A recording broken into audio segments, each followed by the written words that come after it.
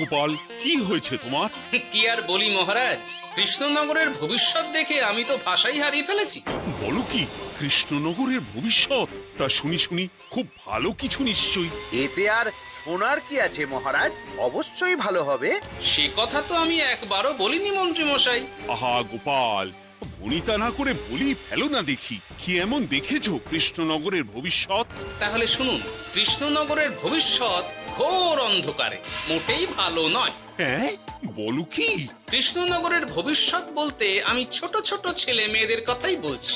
ওরাই তো আমাদের কৃষ্ণনগরের ভবিষ্যৎ। ঠিক কথা, কিন্তু তার সাথে অন্ধকারের কি সম্পর্ক? সম্পর্ক আছে মহারাজ। আজ সকালে রাজসভায় আসার পথে দেখি পাঠশালায় বাচ্চাদের পড়াশোনা বাদে সবই হচ্ছে। তা এরকম চলতে থাকলে কি করে রাজ্যের ভালো হবে বলুন দেখি?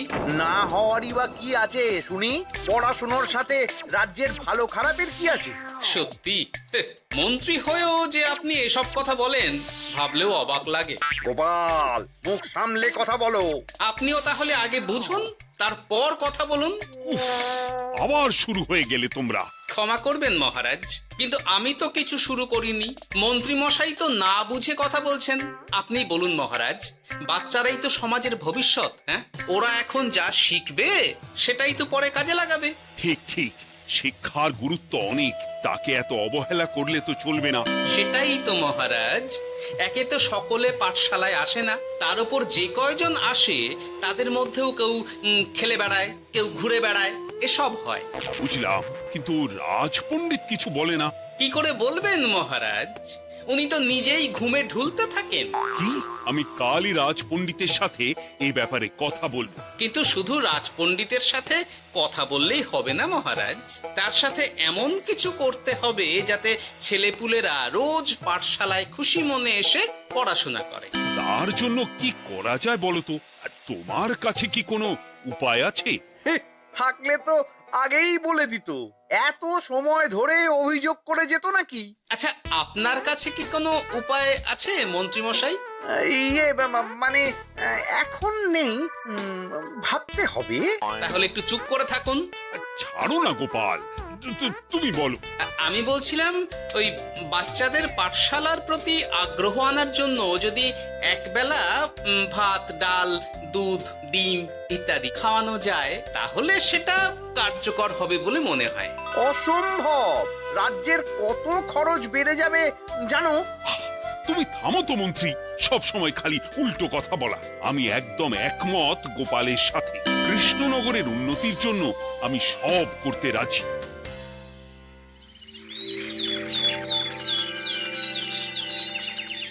তোমার কিছু বলার আছে পণ্ডিত, পাঠশালার এই অব্যবস্থার ব্যাপারে? আজ্ঞে মহারাজ, অনেক ভোরে উঠি তো, তাই একটু চোখ লেগে যায় আর কি। উফ, চোখ লাগারও আর সময় পেল না তোমার? পড়ানোর সময়ই চোখটা লাগতে হলো। যাই হোক, যা হওয়ার হয়ে গেছে, আর যেন এমন না হয় সেটা কিন্তু মাথায় রেখো। আজ্ঞে মহারাজ, কথা দিচ্ছি আর কোনোদিন পড়ানোর সময় ঘুমোবো না। বেশ, আর মন্ত্রী, তোমার উপর একটা দায়িত্ব আছে। বলুন মহারাজ। তুমি পাঠশালাতে পড়াশোনা শুরু করতে পারবে এমন বয়সী সকল বাচ্চাদের মোট সংখ্যাটা জেনে কোনো দোকানদারের কাছে গিয়ে সেই পরিমাণ শস্যপাতি আর ডিমের বায়না দিয়ে আসবে। আর হ্যাঁ, একজন ভালো রান্নার ঠাকুর জোগাড় করো। যথাজ্ঞা। আরে বাস, এ তো দারুণ সুযোগ। এই ফাঁকে আমারও কিছু লক্ষ্মী লাভ হতে পারে। গোপাল, তোমারও একটা দায়িত্ব আছে। হ্যাঁ, বলুন মহারাজ। মন্ত্রী যে দোকানদারের কাছে সব জিনিসপত্র বায়না দেবে, সেখান থেকে জিনিসপত্রগুলো নিয়ে তুমি রোজ পাঠশালায় পৌঁছে দেবে, কারণ এসব ব্যাপারে মন্ত্রীর ওপর আমার ভরসা নেই। ঠিক আছে মহারাজ। ও, মহারাজের বেশি বেশি বলে কিনা আমার ওপর ভরসা নেই। সব জোগাড় করব আমি, আর শেষ বাজিটা মারবে গোপাল। আরে না, ভালোই হলো। আমি যদি কিছু করিও, তবু দোষ পড়বে গোপালেরই উপর। কি ব্যাপার, মন্ত্রী মশাই কিছু বললো না এটা শুনে? কি ভাবছে এত? ঠিকই বলেছেন মহারাজ, এসব কাজ গোপালই ভালো করতে পারবে। বাবা, ওভাবে কেন বলছো গোপাল? আমিও তো চাই কৃষ্ণনগরের ভালো হোক। বেশ, ভালো হলেই ভালো। শোনো ঠাকুর, তাহলে ওই কথাই রইলো। দেখো যেন কোনো ভুলচুক না হয়। ঠিকঠাক কাজ করলে ভালো বকশিস পাবে, কেমন? হুকুম, কোনো ভুল হবে না। পাথর ভেঙে এক বস্তা কাঁকর আমি তৈরি করেই এনেছি, আর অর্ধেক দুধে অর্ধেক জল মেশানো আর ডিম সরানো, এই তো সব হয়ে যাবে। হ্যাঁ, তবে দেখো গোপাল যেন এর টের না পায়। না না হুকুম, দু গোপাল কেন, কাকপক্ষীও টের পাবে না।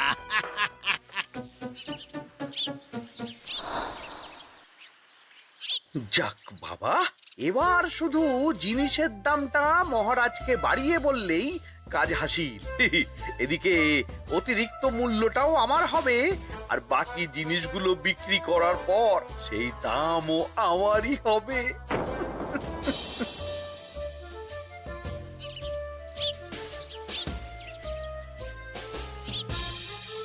ওরে, কোথায় যাচ্ছিস সব তোরা?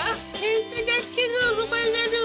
কাল থেকে অবশ্যই সব পাঠশালায় যাস, কিন্তু বন্ধুদেরও বলিস যেতে। ভাত, ডিম, দুধ আরো কত কি ভালো ভালো সব খাবার দেওয়া হবে রে। তাই ডিমও দেবে? হ্যাঁ রে, মহারাজ এই নতুন নিয়ম করেছেন। আমি নিজে গিয়ে জিনিসপত্র দিয়ে আসবো। কে মজা, আমি তো তাহলে রোজ যাব পাঠশালা। আমিও যাব। বেশ দারুণ ব্যাপার হলো তো, এবার তো রোজ পাঠশালা যেতেই হবে। আচ্ছা বেশ, এবার চলি তাহলে।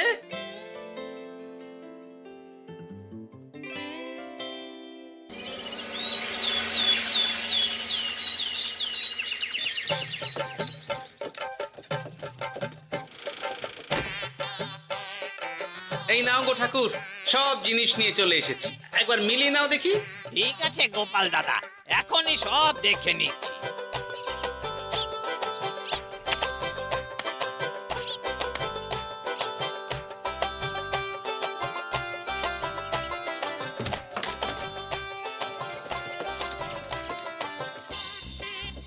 যাক বাবা, গোপাল দাদা গেছে। এবার মন্ত্রী মশাইয়ের কথা মতো সব করলেই কেল্লা ফতে।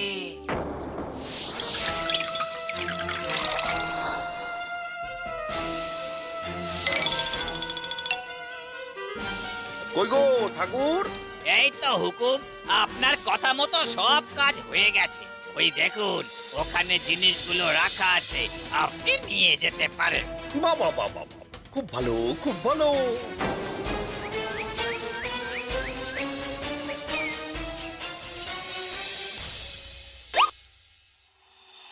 ও কি, অর্ধেক ডিম দিলে যে, বাকিটা কোথায়? কিসের বাকি? ডিমটা অমনি দেখতে।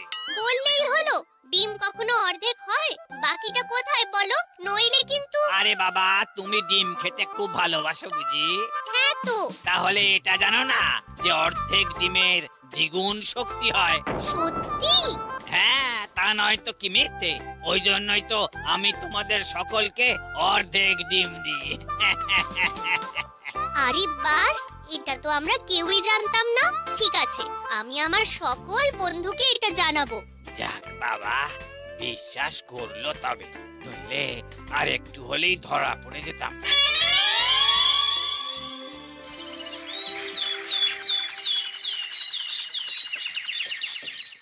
আরে, রান্নার ঠাকুর কারোর সাথে কথা বলছে মনে হচ্ছে। পেছন থেকে দেখে তো মন্ত্রী মশাই বলে মনে হচ্ছে।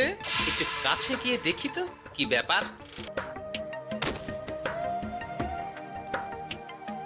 আরে গোপাল দাদা যে, তোমার কথাই ভাবছিলাম, আর দেখো তুমি চলে এলে। হুম, তুমি কি নিশ্চিত যে তুমি আমার কথাই ভাবছিলে?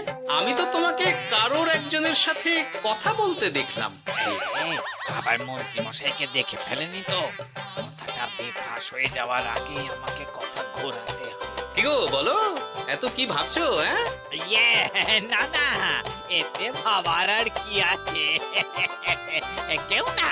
কেউ না কারোর সাথে কথা বলিনি।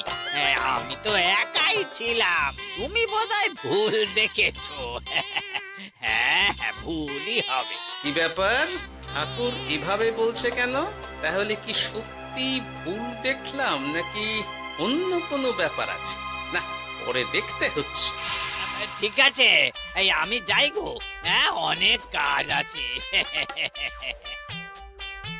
হুম, না না না, ঠাকুর যতই বলুক না কেন কেউ ছিল না সেখানে, তবু মনটা কেমন যেন খটকা লাগছে। যাই হোক, মনে হওয়া নিয়ে তো আর কিছু করা যাবে না। এখন যাই কাজে।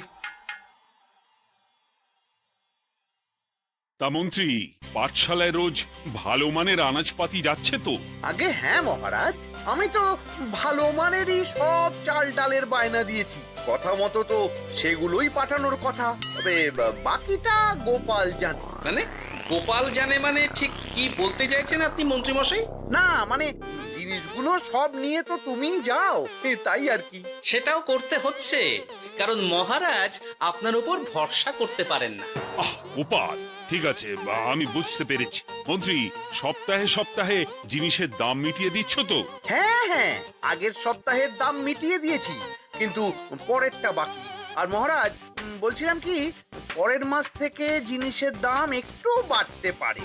কি হলো মন্ত্রী মশাইয়ের এই ব্যাপারটা কেমন যেন লাগলো না, চোখে চোখে রাখতেই হবে।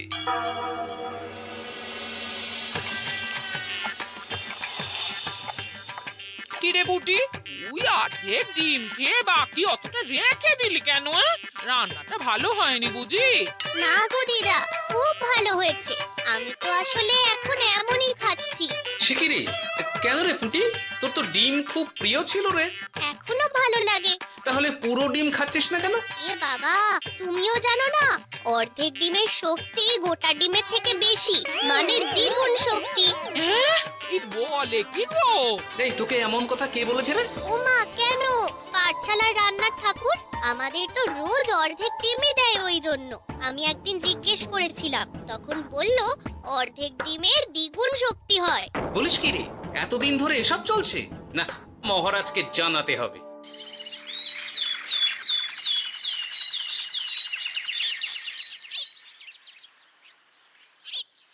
আরে গোপাল এত সকাল সকাল রাজবাড়ির দিকে যাচ্ছে কেন? গিয়ে আড়াল থেকে দেখি তো।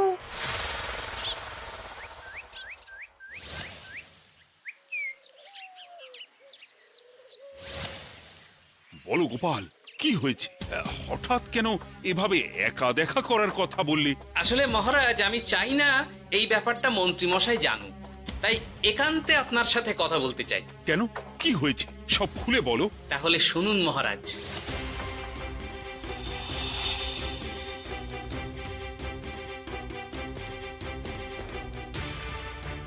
কি সাংঘাতিক ব্যাপার!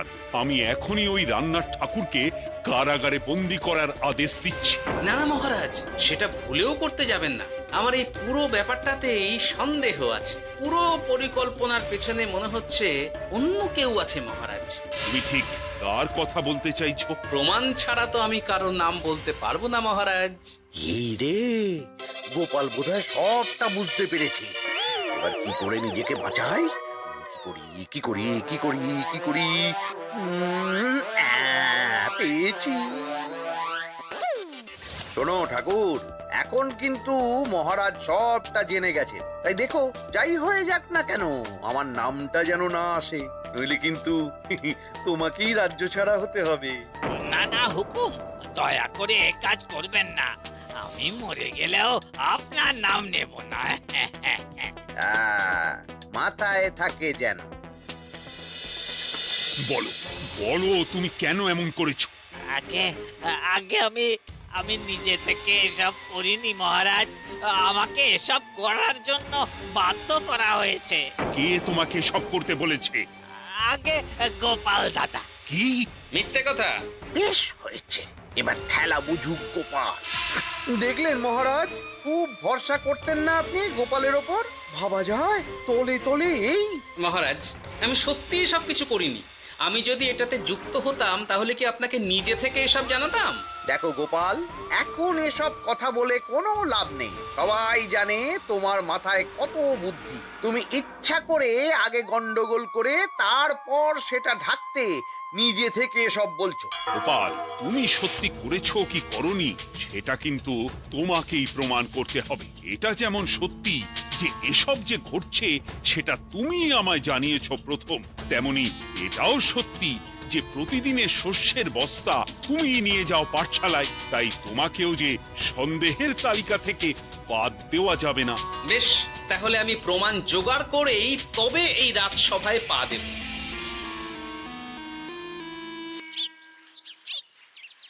আজকের পরে আমি আরো নিশ্চিত যে এসবের পিছনে মন্ত্রীমশাই যুক্ত আছে। এবার শুধু ওনাকে হাতে নাতে ধরার ব্যবস্থা করতে হবে। ও কি দাদু, তুমি এই সময় বাড়ি ফিরছো?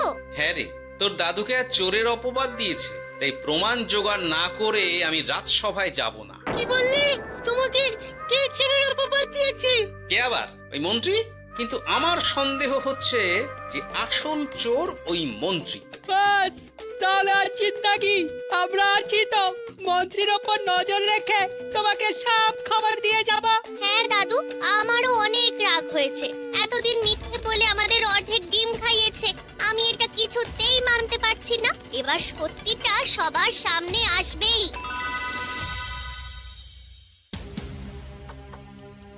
নাও নাও, আজকের চাল ডাল সব এই বস্তাতে আছে।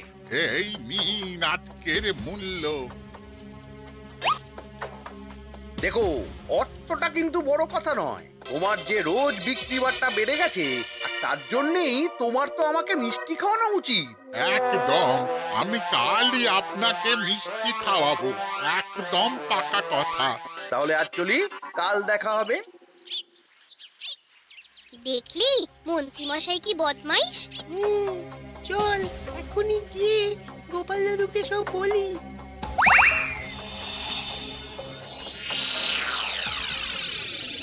তাহলে এটাই হলো আসল ব্যাপার। খাওয়াচ্ছি ওকে মিষ্টি। হ্যাঁ গোপাল দাদু, একেবারে আচ্ছা করে দাওয়াই দিও। আচ্ছা শোন, আমার মাথায় একটা বুদ্ধি এসেছে বুঝলি।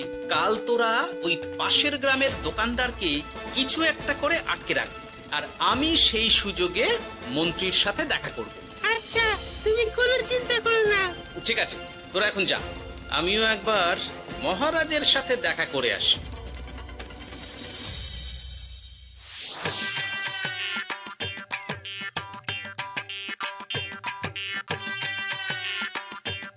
আসতে পারি মহারাজ? আরে গোপাল জি, এসো এসো। মহারাজ, কথা মতো আমি প্রমাণ জোগাড় করে ফেলেছি, কিন্তু সেটা দেখার জন্য আপনাকে কাল আমার সাথে একটা জায়গায় যেতে হবে। বেশ, আমি যাবো।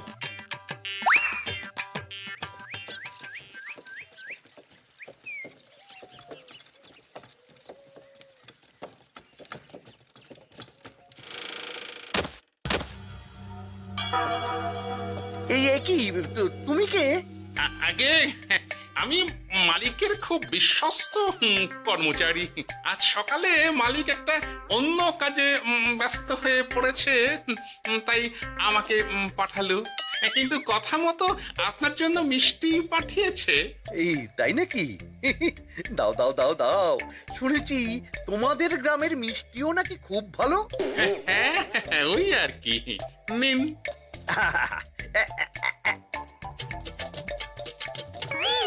এই, ওরে বাবারে, ওরে বাবারে, মরে গেলাম রে, বাঁচাও। কেমন চলে গেল, লাগছে চলে গেল। মন্ত্রী মশাই?